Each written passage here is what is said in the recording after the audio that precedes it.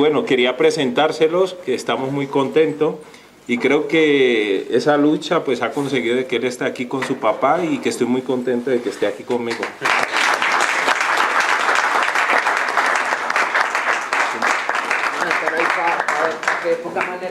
Bueno,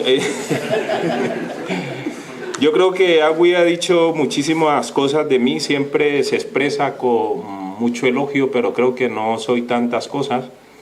Me considero meramente un militante que tuve la fortuna de haber participado en el proceso del movimiento Cimarrón en Colombia. Le agradezco muchísimo porque creo que hemos crecido en unos entornos donde siempre al negro se le ha quitado esa oportunidad de encontrarse con sí mismo.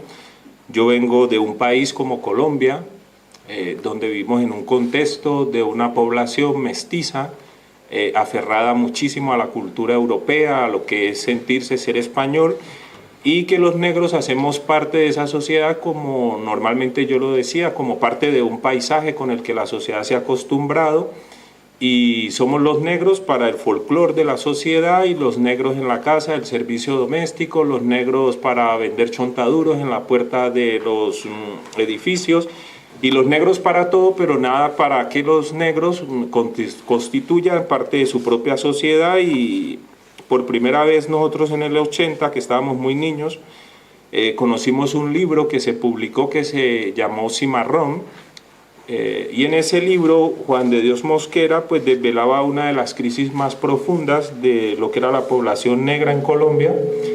Y en ese país pues teníamos la oportunidad de que tenía una editorial que distribuía libros gratuitos para que las personas negras se educaran y bueno, supieran un poco más de su propia realidad.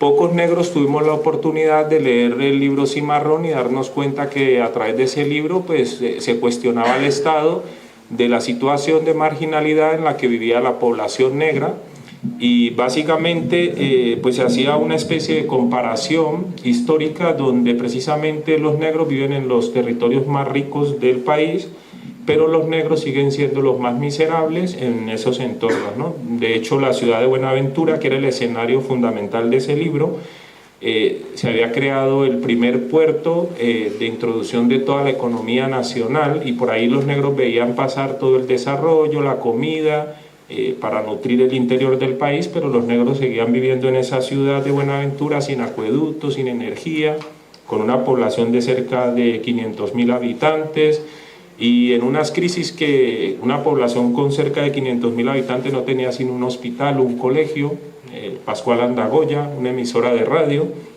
Y claro, las personas que estábamos inquietos en saber qué significaba ser negro, pues yo me vi reflejado en ese libro de Cimarrón, ¿no? Y pues para mí eso me cambió la vida, porque claro, yo vivía en un entorno donde nunca me preguntaba qué es ser negro y qué te lleva a cuestionar, porque uno hasta el tanto se siente igual a los demás, ¿no? Pero ya cuando tiene que asumir esa realidad de negro, pues se da cuenta de que esa realidad que te venden no es tan igual como el que el otro que te la quiere hacer entender. Hay unas diferencias muy profundas, y solamente las personas que quieren entender esa diferencia racial, pues tenemos que hacer parte de comprender por qué se han agudizado todos estos procesos.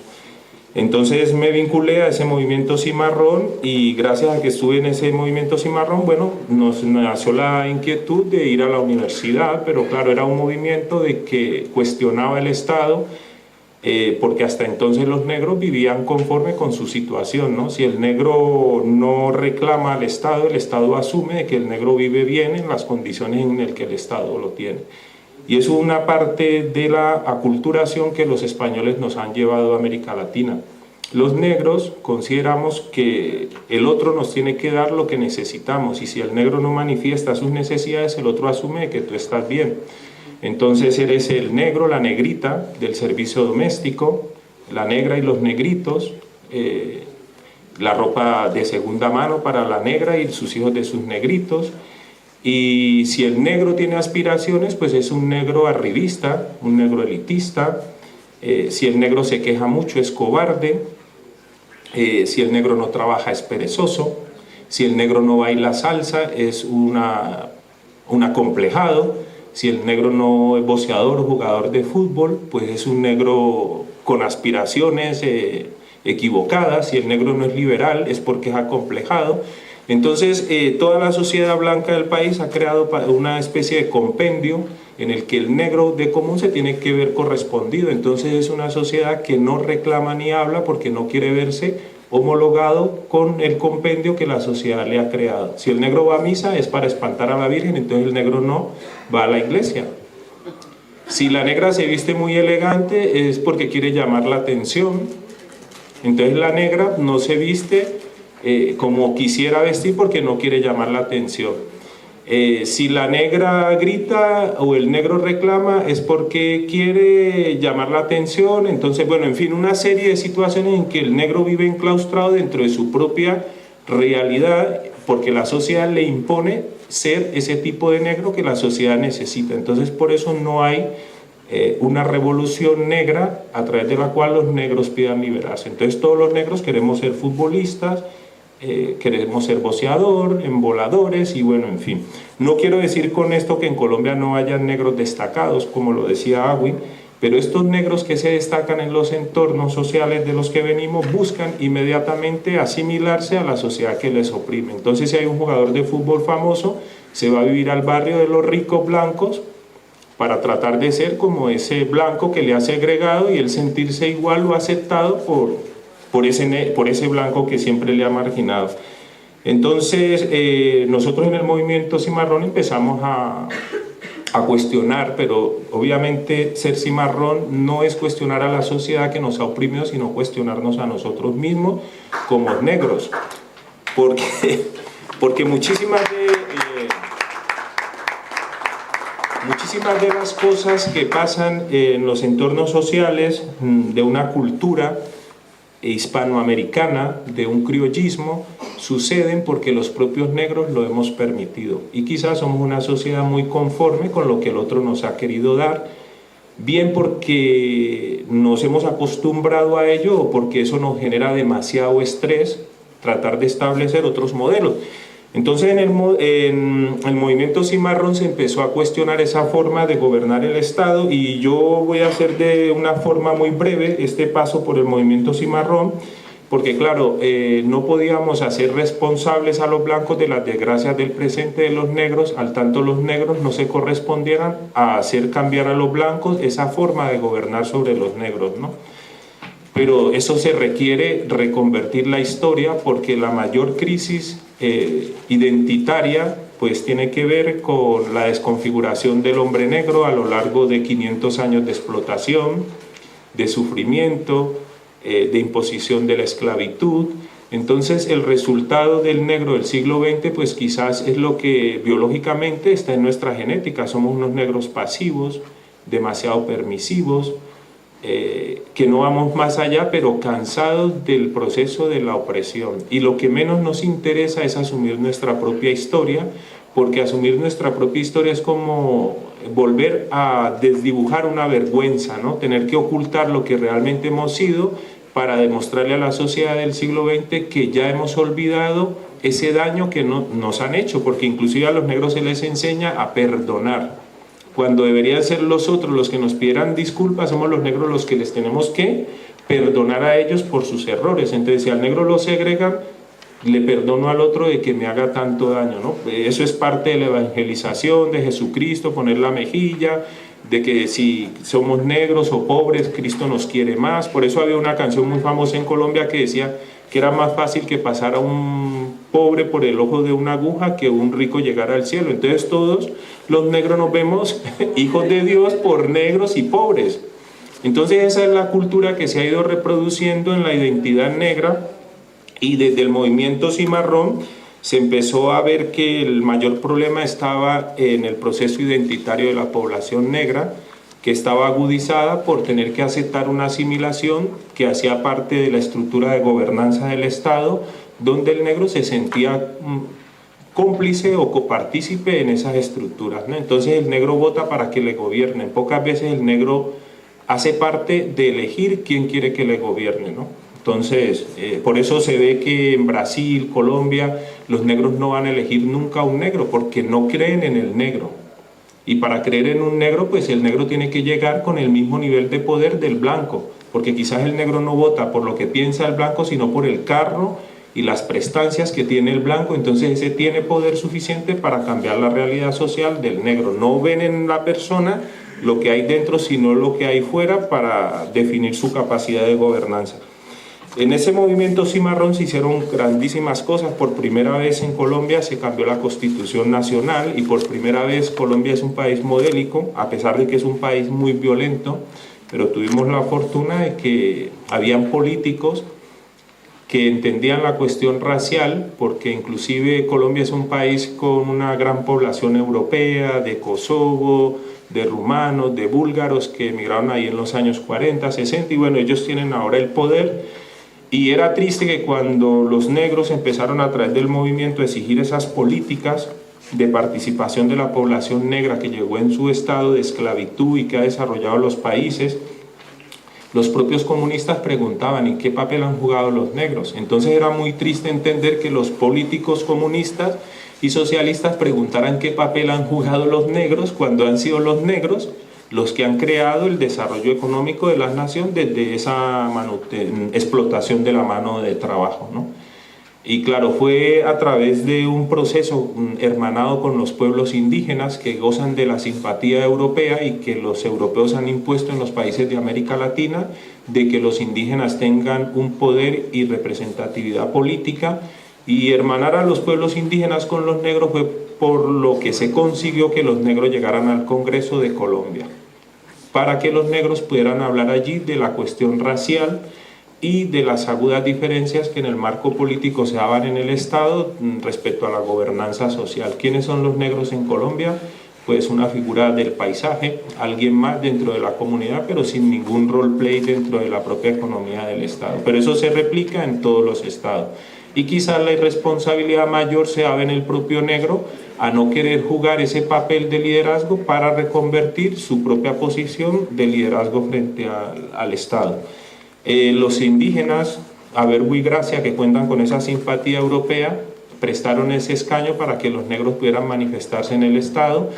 Y algo que ha ilustrado el compañero Agui, que podríamos denominarlo un poco folclórico, triste, era ver la intelectualidad negra, porque en Colombia sí hay negros intelectuales, gente de la élite con mucho dinero, pero luego cuando se acudía a esos negros de la élite, normalmente el negro asume y dice, bueno, yo no tengo problema, soy famoso, tengo dinero, el problema es del otro, no es mío.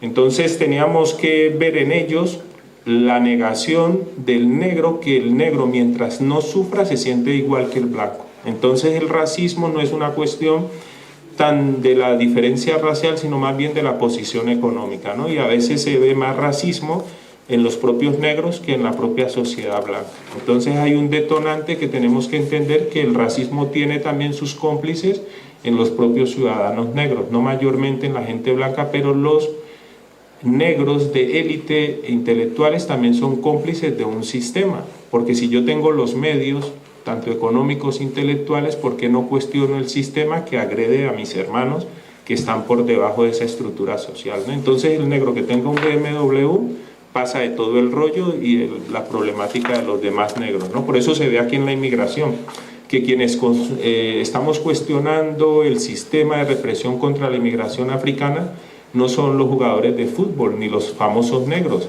son quizás los negros que tienen los menos instrumentos para luchar contra el Estado y para pedir derechos contra esa sociedad que no tiene esos mismos beneficios. Y eso es más o menos para ilustrar cuál es como la fundamentación de la guerra, digo por decir así, de lo complicado que resulta explicar sociológicamente y políticamente la temática de la población negra, y quizás lo podemos atribuir a la propia historia de opresión social contra los negros. Los negros tenemos un cacao enorme en nuestra propia cabeza, y ese cacao no tiene que ver con la propia historia del pueblo negro, sino con la historia que los otros nos han contado de quiénes somos los negros. Los negros quizás tenemos que asumir la responsabilidad de volver a escribir nuestra propia historia y a través de escribir esa propia historia el negro darse cuenta cuál ha sido su legado histórico, porque los negros en 500, 600 años de los última era cristiana, los negros no tienen una historia propia. De hecho, en América Latina y el Caribe todos nuestros héroes son criollos. Los libertadores, los ángeles, la Virgen María, Jesucristo, y tenemos una educación basada en ver al otro como el referente que tenemos que seguir, ¿no? Por eso todos los países de América, sus libertadores son blancos, aunque los que hayan hecho la guerra sean los negros y los indígenas, ¿no? Entonces en Colombia se creó esa ley que le permitía a los negros tener por primera vez esa representación política y a través del voto de la circunscripción especial que tengamos representación en el Congreso, pero obviamente esa representación en el Congreso busca una visibilidad de los negros y tenemos negros políticos, pero basados en la negación de la problemática social de su propio país. Entonces nos pasamos toda la vida recreando movimientos sociales que insten a los cambios de política social, de derechos humanos, de políticas públicas, para la visibilidad, pero una vez empoderamos a los referentes propios de nuestra colectividad, ellos se ponen milimétricamente más cerca de los estadios del propio poder que de los intereses de la sociedad a la que dicen representar, ¿no? Entonces puedo tener un negro aquí en el Congreso, como decía Agui, tenemos al subdirector de políticas de igualdad en el ministerio, pero una vez uno aborda a este subdirector, él va a decir, es que yo estoy aquí para hablar de la igualdad de todos los españoles, yo no estoy aquí por ser negro, ¿sí? Entonces cuando una persona que se constituye referente ministerial pierde esa dimensión, hemos devuelto el proceso social 100 años atrás, ¿sí? Porque pocos negros asumen el roleplay de ser los referentes sociales de su comunidad y ser capaces de catalogarse como lo que son o decir estoy aquí porque soy negro y estoy para desde esta posición defender a mi pueblo. Entonces hemos conseguido poner a muchos negros en las Naciones Unidas, pero son negros que llegan para descontextualizar lo que han sido los logros o la lucha reivindicativa de los movimientos sociales. Entonces continuamente tenemos que estar en estos procesos reinventando juventudes, proclamando derechos. Ojalá si hubiésemos llegado a España y ellos no tuvieran que asumir esa responsabilidad como el haber llegado aquí, que yo no soy nada, pero quizás me toca que encontrarme con muchos españoles que cuando me escuchan por teléfono, que digo, soy Luis Alberto Alarcón, ah vale, nos vemos a las 3, pero cuando llego yo me dice, ¿eres tú? ¿Sí? No sé si me entienden la analogía, ¿no? Entonces asocian mi nombre y mi origen con una persona blanca, pero no con un negro. Entonces yo tengo que estarles contando un poco la historia y en esa función, ¿qué nos supone a los negros? El haber nacido dentro de un movimiento a mí me ha hecho toda mi vida parte de ese movimiento, pero tengo un enriquecimiento identitario, me considero una persona negra, innegable, tengo un proceso social, no es algo de lo que yo tenga que avergonzarme, hay una historia que tenemos que recrear, que poner en el presente. Y creo que los negros tenemos el mejor argumento y es el argumento de la esclavitud. Los judíos hablan de su genocidio, pero los negros no quieren hablar de la esclavitud. ¿Sí? Yo me encuentro con muchos africanos que cuando a veces me dicen en Colombia hay negros, yo le digo, ¿conocen a Goré? Entonces sí, ¿por qué no lo pregunta? Le digo, claro, es que si tú me preguntas que en Colombia hay negro, yo te pregunto si conoces a Goré, porque como africano deberías de darte cuenta, ¿no? ¿Qué ha pasado? Luego la gente ubica la esclavitud en función de los Estados Unidos, pero pocos africanos saben que a los negros se les diseminó por los 5 continentes, que hay negros en China, en Filipinas, en Malasia, en América, y que no hubo un lugar en América donde no llegara la estirpe negra, pero luego a quienes nos supone explicar toda esa realidad, a muy pocas personas. Si ojalá hubiésemos en España 2 millones de personas de ascendencia africana enseñándole a los españoles la historia negra, la historia de la esclavitud, el apartheid y el colonialismo, pues ganaríamos 2 millones de españoles amigos de la causa negra. Pero lo que tenemos es un movimiento con 50 personas fundamentando la defensa de 1 millón y pico de negros negándose ser negros. Entonces se supone la dificultad mayor para entender este tipo de procesos, ¿no? Entonces yo desde el movimiento Cimarrón, que también he tenido mis dificultades allí, era no ver el problema de la población negra para culpar en el blanco del siglo XX-XXI los delitos del pasado, pero sí nos hacemos cómplices del sistema cuando los negros le permitimos que el otro abuse de ti. Y una de esas es, por ejemplo, ¿por qué a los negros se les llama por el color de su piel? Yo no sé por qué a los negros nos encanta que el blanco nos llame negritos, cuando pocas veces nosotros llamamos al blanco blanquito, ¿sí? Siempre llamamos al otro por su nombre, pero el negro le encanta de que el otro le minimice, le peyorice y le utilice, pero esas cosas las permitimos nosotros, ¿sí? Y el otro cree que nos atribuye cariño cuando nos da un golpe en la espalda y nos dice mi negrito. Es la más cruel de las falsedades, y los negros permitimos ese abuso y uso de las personas. Todos tenemos un nombre, pero los negros no enseñamos a que nos llamen por nuestro nombre. Los negros tenemos un tipo de pelo, pero el negro no educa al blanco que nuestro pelo, como el de él, es diferente. Pero es un cabello, no, mi cabello es malo, es apretado, pero pocas veces educo al otro que como el tuyo es liso, pues el mío es rizado. ¿Y cuál es el problema, no? Entonces hay una funcionalidad pedagógica que quizás hago y yo le tengo que agradecer porque lo veo a veces luchando al compañero, lo veo luchando con las uñas, es una lucha que quizás se está haciendo en un escenario ajeno y que goza de la poca simpatía de los propios benefactores. Por ejemplo, yo Agui, que es mi amigo, yo no lo puedo catalogar como una persona perfecta, pero considero que necesita de la simpatía de su comunidad. Porque nosotros nos volvemos parte de un movimiento social precario, los negros somos precarios, tenemos un movimiento social carente de todas las posibilidades. Es absurdo que la gente piense que el asociacionismo negro tiene que estar acompañado de las subvenciones públicas. Ninguna institución política le va a dar a los negros los medios suficientes para que los negros se empoderen. Y más aún cuando se asume la defensa de la población negra, los propios negros se vuelven en los principales adversarios. Y para mí eso es una contradicción enorme. Otra de las cosas desde la autocrítica es que los negros pensamos que quienes hablamos aquí tenemos que hablar de tal manera que simpaticemos con la totalidad de la población, y eso es absurdo.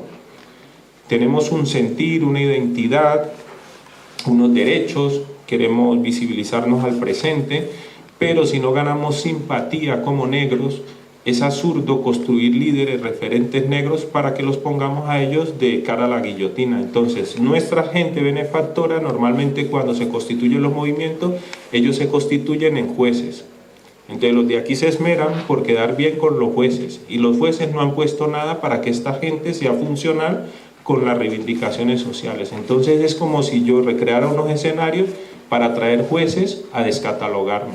Y yo creo que tenemos que ganar simpatía al proceso social de los negros, donde quiera que haya población negra, Agui lo decía aquí, sufre la misma estructura de opresión social. Y esas estructuras de opresión social se sostienen porque los negros somos los principales negacionistas de nuestra propia identidad racial. Parece que nos avergonzara reconocernos como lo que somos, y parece que atribuirnos, que eso tiene que ver con la pedagogía, ser negros tuviera esa carga negativa. A una persona le cuesta, la lengua le pesa decir soy negro, porque el otro nos ha enseñado que si te casas de blanco, si vas de negro vas a un luto, ¿sí? Pero luego dicen que vestir de negro es el más elegante, ¿no? Entonces, gracias al movimiento indígena en Colombia, los negros consiguieron una ley. Esa ley es un inequívoco porque los negros tienen una de las leyes más avanzadas de este siglo, porque por ejemplo se dictó de que los negros tienen la titularidad ancestral sobre los territorios de Colombia, allí donde los negros hayan estado durante la esclavitud, porque los negros huyeron de la trata del esclavo y se metieron a zonas que eran de imposible acceso para los colonialistas. Entonces los negros formaron allí sus estados, sus barrios y todo, pero luego en esa constitución de los años 90 le atribuyeron a los negros ser herederos ancestrales de esos territorios, y eso quedó legitimado en la nueva constitución. Entonces se imaginan que los negros, al ser herederos ancestrales de esas tierras, es que se han dado de generación en generación y que son los legítimos dueños de esas tierras. Entonces el Estado se ha dado cuenta de que esos territorios, les hablo de mi país, porque es el que he vivido y podría hablar de cualquier otro país de América, pero yo quiero hablar de Colombia, se han dado cuenta de que son esos territorios los que ellos necesitan ahora para desarrollar la nación, pero esos territorios están en manos de los negros y que el mismo Estado se los ha dado. Y se ha creado la peor de las guerras, y Colombia es el segundo Estado después de Sudán, con una crisis de guerra interna, con el mayor número de población desplazada, y yo nunca escucho a ningún africano. El otro día, y con el respeto que la gente se merece, me molestó mucho que la gente estuviera hablando de la crisis de los saharauis y de los palestinos, y yo decía, bueno, pero estos negros ¿cómo pueden hablar del problema de los palestinos y los saharauis, pero desconocen que en Colombia y en Brasil todos los días muere mayor cantidad de gente que la que está muriendo en esos países? Y bueno, me fui un poco molesto, pero dije, bueno, los negros siempre simpatizamos con las causas de los otros, pero menos con las nuestras, ¿no? Y ojalá es que los negros nos diéramos cuenta qué cantidad de gente se mata a día en Colombia. Población negra, jóvenes que no tienen la oportunidad de ir a la universidad como yo, ni de vivir en un barrio de clase social alta, pero si la gente fuera al distrito de Agua Blanca, son jóvenes que amanecen muertos. Bueno, hay opresión contra la población negra, pero cuando llegan nuestros negros de Colombia aquí, llegan a encandelillarse. Tenemos un sistema de electricidad más avanzado que el de España. Yo no sé por qué la gente se encandelilla cuando ve a Cibeles. Y entonces se dedican a pasear, pero menos a enunciar la problemática social de la población negra en ese país llamado Colombia, en Brasil, en Uruguay, en Paraguay. Y luego los negros dicen, pero hay negros en Argentina, en Chile. Bueno, hay una serie de inocencia en la población negra que creo que tenemos que superarla. Los negros no podemos seguir actuando con esa actitud de desconocimiento y que estemos hablando de comunismo, de liberales, de conservadores, de Robespierre, de Shakespeare, y seamos incapaces de darnos cuenta cuál es la dimensión de la causa de la población negra. Y más aún siendo simpatizantes de causas que al igual que son humanas, pero que nos distancian de los intereses del pueblo negro, ¿no? Yo en este aparte de mi paso por Cimarrón le agradecería muchísimo a las personas que está mi amiga de toda la vida, de Camerún, perdona mi hermana que hablo de ti, de Pili, que está allá, y todas las personas que nos han visto, les agradecería muchísimo que consiguiéramos alcanzar para el movimiento negro una simpatía. Esa simpatía tiene que ver con mejorar el conocimiento de la afrodescendencia, ser capaces de reivindicar la identidad negra, ser capaces de apartarnos de las historias que de los negros se han contado y contar las propias historias de los negros, como por ejemplo sentirnos fieles herederos de la cultura egipcia, que ahora se le atribuyen a los árabes, y si los europeos no hubiesen dividido África y la península arábica, pues esa península seguiría siendo el continente africano. Que las matemáticas y todas las cosas por las que los negros deberíamos de sentirnos orgullosos y dignos de ser aceptados en este siglo. En España vivimos una de las peores políticas de agresión a la identidad negra, pero hay que valorar el entorno. Agüi lo decía, de normal, pues los negros queremos ser normales y atribuirnos pasar de incógnita, pero ningún negro es capaz de pasar incógnita en ningún espacio. ¿Dónde va un negro donde no dicen allí va un negro? ¿Ah? Por eso nos piden los papeles en el metro, ¿no? Que los policías nos ven y se asustan, y los papeles. Entonces, esa inocencia con la que actuamos los negros, y creo que en el marco del Congreso Panafricanista, cumpliendo sus 20 y tantos años, conseguir avanzar en la simpatía, pero mejorar el conocimiento de todo este proceso nos llevaría a entender que los negros tenemos que trascender, porque por ejemplo en espacios como España y en Europa que se agreda la identidad negra resulta grotesco para este siglo, porque es que Europa comercializaba con los negros, entonces no es permitido que a un europeo nos hable ahora que no han visto jamás a un negro, cuando se han servido de los negros para sus guerras, para ir a Oriente Medio, cuando han explotado a los negros en América para empoderar a Europa, y que los negros en Europa seamos la clase social más oprimida. ¿Y por qué se ve oprimida? Tan sencillo, yo voy a un supermercado y cuando veo a una negra trabajando inclusive de cajera, pero eso no lo reivindican los negros, porque los negros pasamos de todo. Entonces nos han impuesto una estética racial a través de la cual se nos impone la asimilación, y es más fácil sentirnos blancos sin que consigamos conseguirlo, porque yo no puedo entender cómo un negro pretende dejar de ser negro para asimilarse con algo que va a ser imposible alcanzar, al menos que se eche un poco de cloro y amoníaco para perder un poco del color de la piel, ¿no?